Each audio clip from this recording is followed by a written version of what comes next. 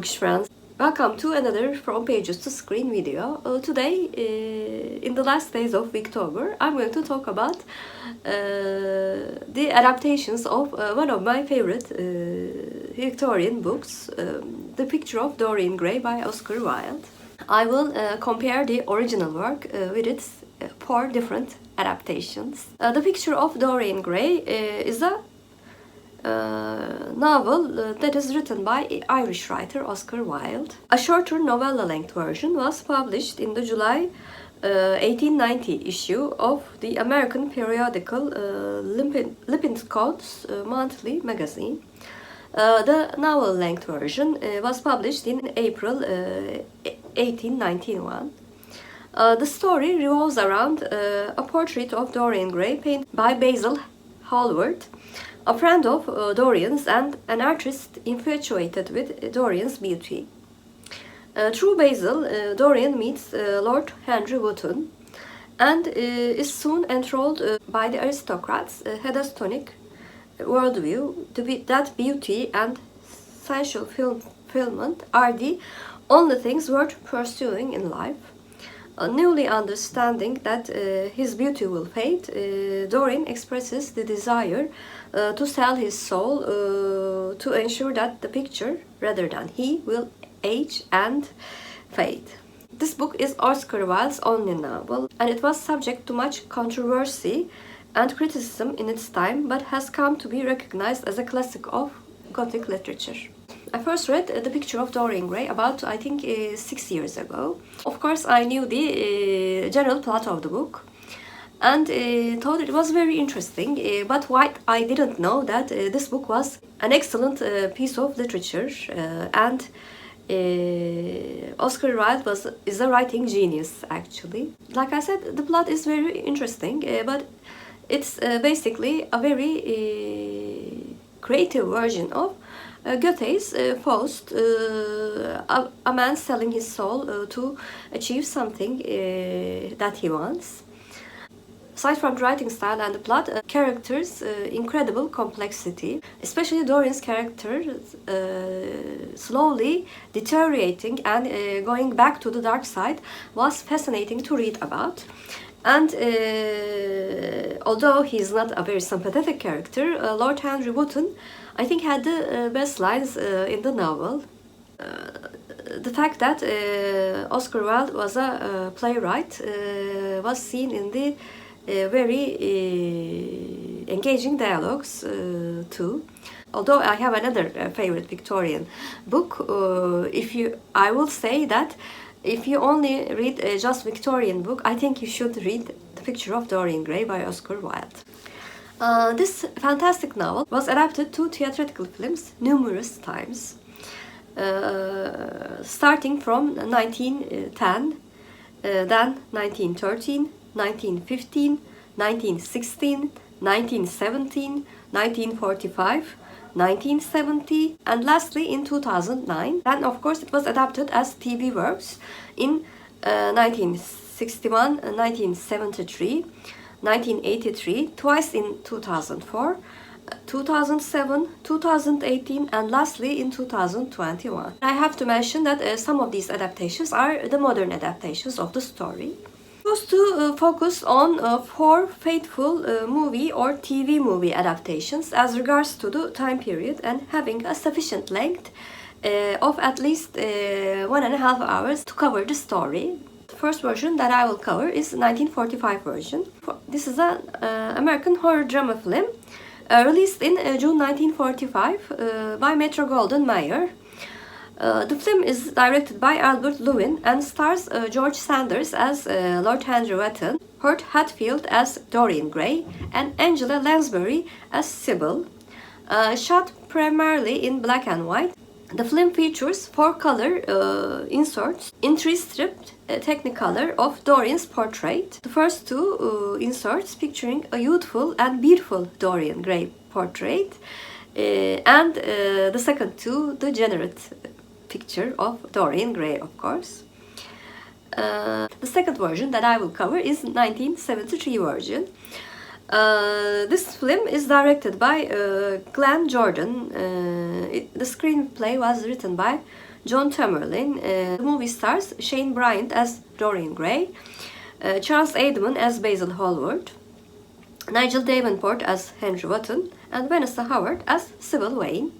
This TV movie was presented as an entry in ABC series of the Movie of the Week, which was produced by Dan Curtis.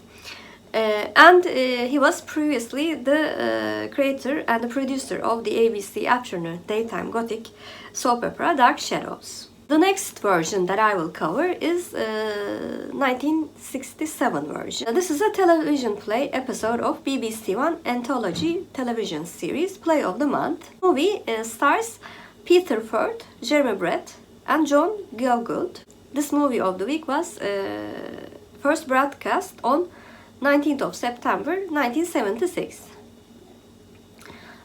This production was a critical success at the time of its first screening. In 2009, the Times called it the most Wildean adaptation of the novel, both in terms of plot and in terms of actors chosen. And the last adaptation that I will mention is the newest adaptation, 2009 adaptation. This is a British dark fantasy horror film, and it was directed by Oliver Parker, written by Toby Finlay, and the film stars Ben Barnes, Colin Firth, Rebecca Hall, Ben Chaplin, Emilia Fox, and Rachel Hardwood. It was released in the United Kingdom on 9th of September 2009 by Momentum Pictures. This film received mixed reviews. The film holds an approval rating of 45% in the film review aggregator website Rotten Tomatoes. In front pages of the screen, I compare the original work with its adaptations according to 4 criteria: faithfulness to the book, casting choices, acting quality, and my IMDB rating. As for faithfulness to the book, the 1945 version gets a check from me. This adaptation has included a love interest, which does not exist in the original work, and decided to make this story a bit romantic than it actually is. The 1973 version gets a check again. I think there were some parts which were not present in the book to make it more sort of like a soap opera, because the producer was a soap opera producer, as I mentioned before. And I have to say some of the horror scenes felt a bit cheesy.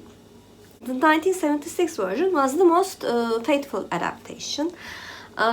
It is almost quote to quote faithful to the original work. The scenes that they limited because of the time being were not very critical to the story. So it was the most Wildean adaptation, like the critics said. The 2009 version, on the other hand, also got a check from me. Like the 1973 version, the film tried to be more horrific than it actually is, and the inclusion of available visual effects actually made it so much like a horror movie. I think it missed the most critical point, which is the degradation of soul and the character. Casting choices: 1945 version and 1976 version got a check from me. The Dorian Grays that they chose were very attractive people.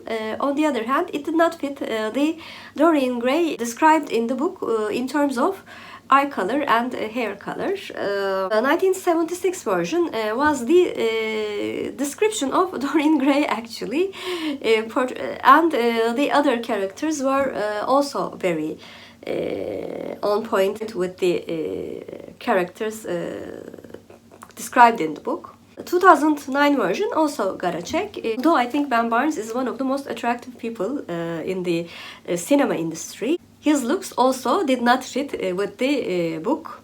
choosing Colin Firth as Lord Henry Wotton was very on point, but still it's a check. For acting quality, 1945 version got a check. The acting of George Sanders was good. Hurt Hatfield, on the other hand, felt very, very wooden. Displayed almost no emotion. Very bad in terms of acting. On the other hand, the late Angela Lansbury was fantastic, and I think she received an Oscar nomination for this role very early in her career.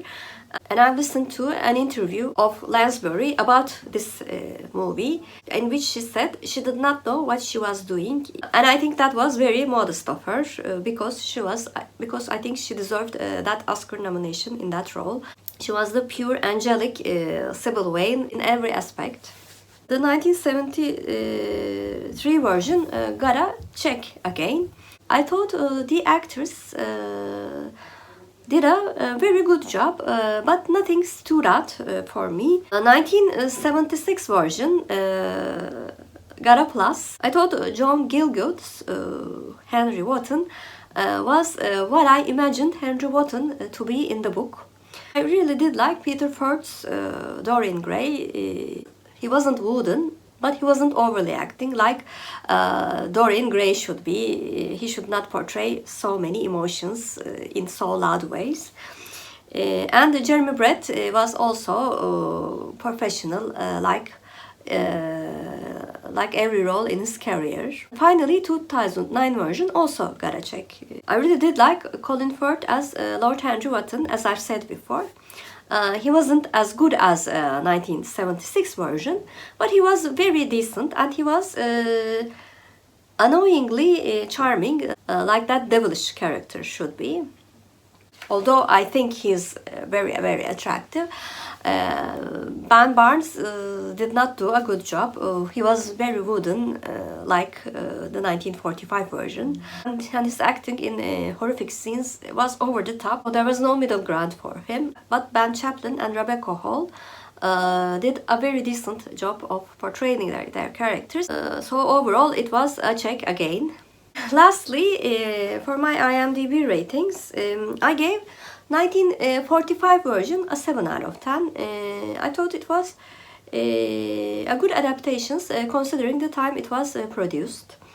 1973 adaptation also got a 7 out of 10. I'm thinking mainly the same thing as 1945 adaptation. It was as good as it could be, what it's trying to portray at that time.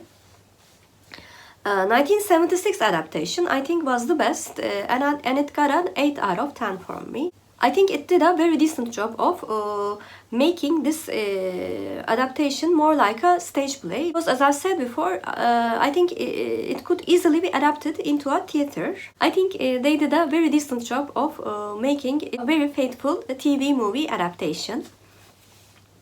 And lastly, 2009 version got a 6 out of 10 from me. Considering the time period that it was produced, it could have been much better in terms of production quality and the way that it portrays the story. If they had not chosen to make it like a horror film but a psychological thriller movie, it could have been much better with the available visual effects at that time.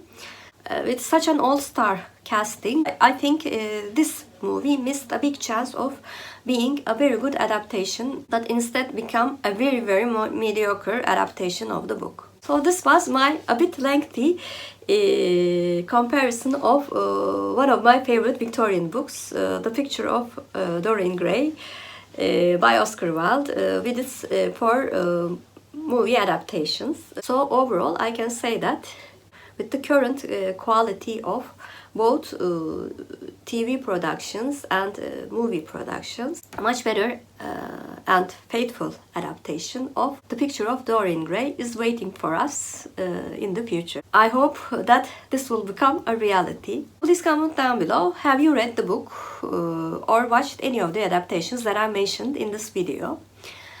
And if you're a new viewer, first of all, welcome. Please like and subscribe. Hope to see you very soon. Bye.